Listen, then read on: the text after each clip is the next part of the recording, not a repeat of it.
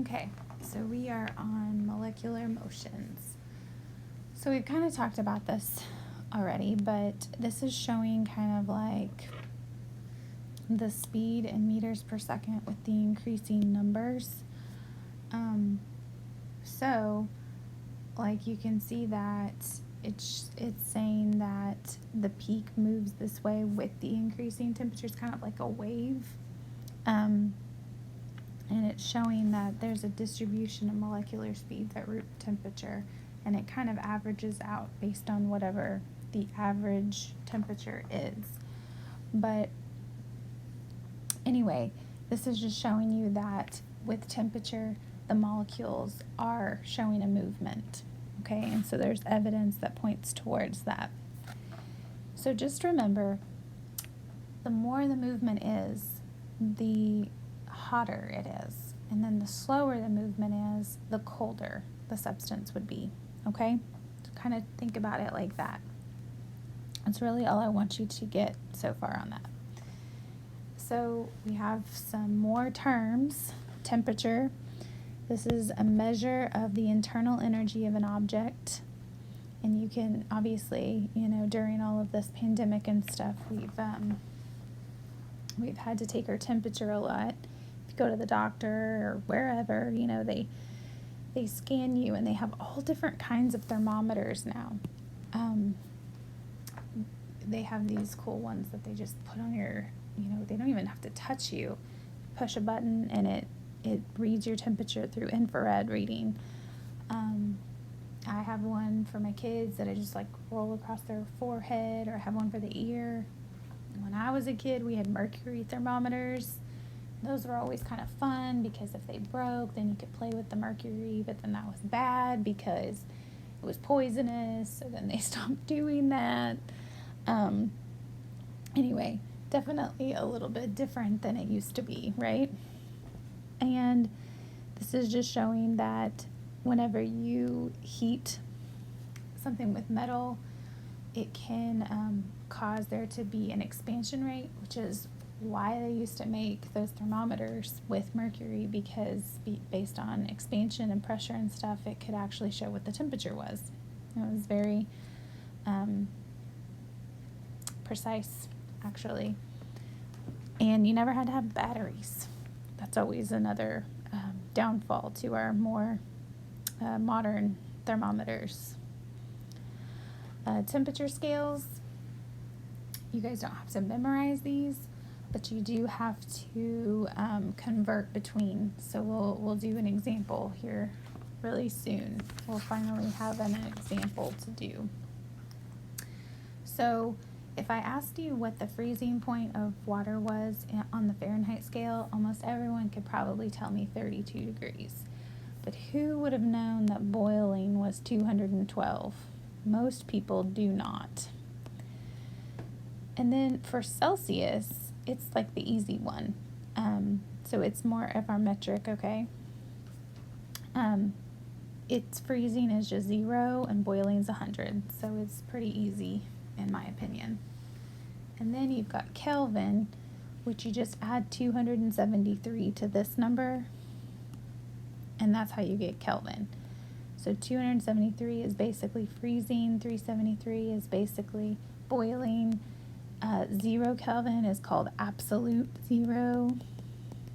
That's where it's super, super cold. Nothing naturally gets to absolute 0 on Earth.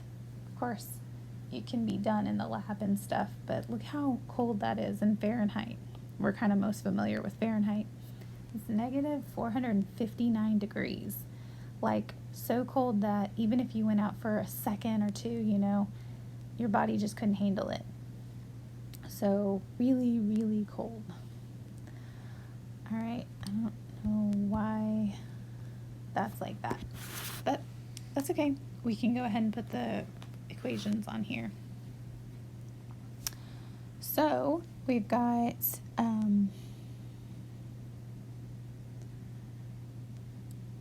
don't know why it's Fahrenheit to Celsius, but we'll just do it like this. This is equation 1, essentially. So we've got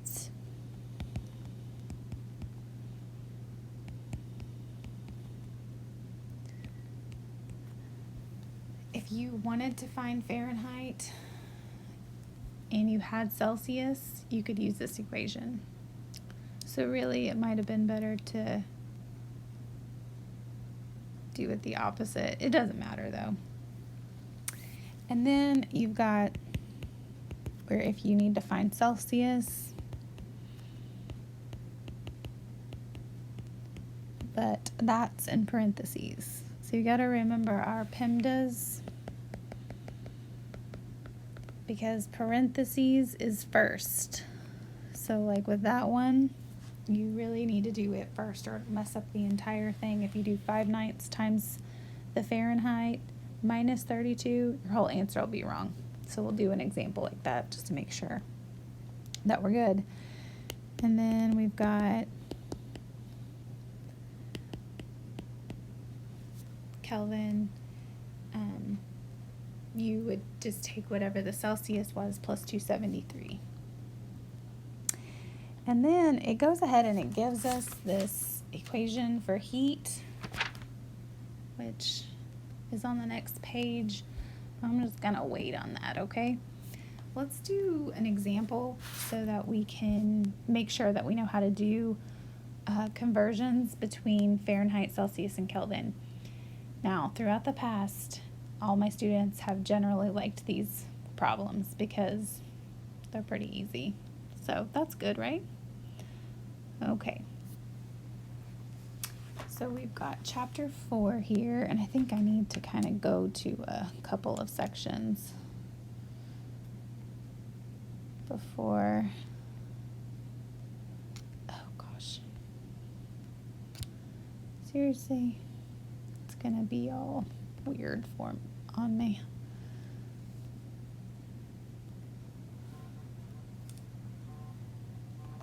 So, let's see, there we go. I think it's gonna do it. But, yep, okay. Here's our first one. So, I didn't mean to do that. But I do need to bring up that. You guys would think I'd be better at this by now, right? Oh, geez. Okay, so example 4.1. This is the average human body temperature is 98.6. What is the equivalent temperature on the Celsius scale? Okay, so we've got 98.6 degrees Fahrenheit, and it wants us to find what the Celsius is. So if you look back through those equations that I just gave you, that hopefully you wrote down on your PowerPoint, you would be trying to find Celsius. So you need to use this equation. So you just take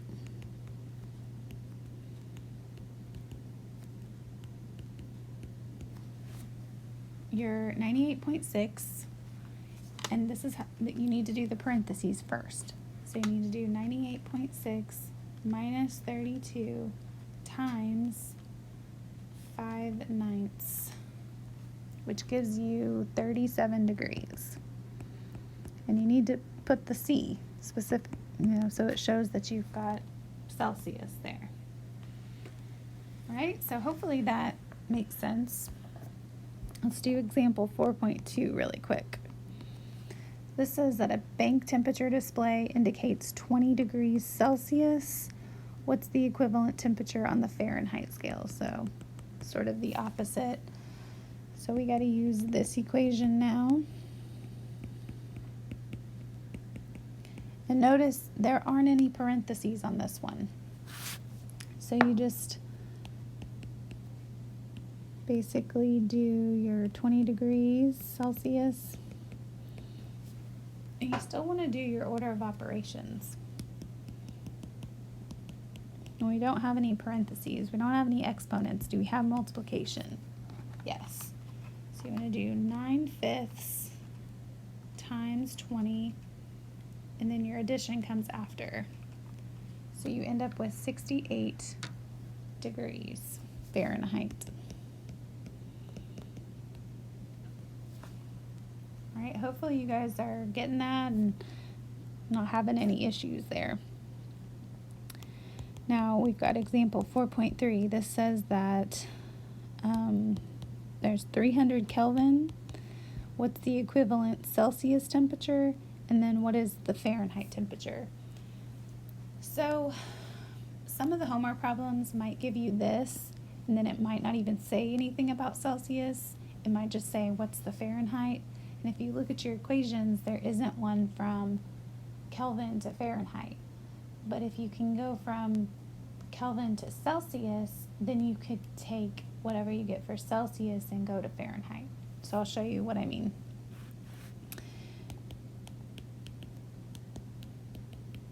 This is the one that involved Kelvin. So we're actually looking for Celsius here. So we got to rearrange this, which just means that we're going to subtract that to the other side. Okay? So we got to take 300 Kelvin minus 273, which gives us 27 degrees Celsius. Okay, that was the first part of the question. And the second part of the question says, now what is it in Fahrenheit? So then we would use this equation that we did above.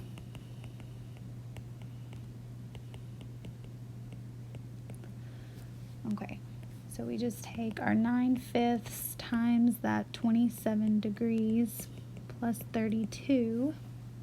So 9/5 plus 32 is 80.6 degrees Fahrenheit, or basically 81 degrees Fahrenheit. I don't get as concerned with significant figures on temperature just because it gets a little confusing with that degree symbol and stuff, but because of significant figures, that's why we have that 81 degrees.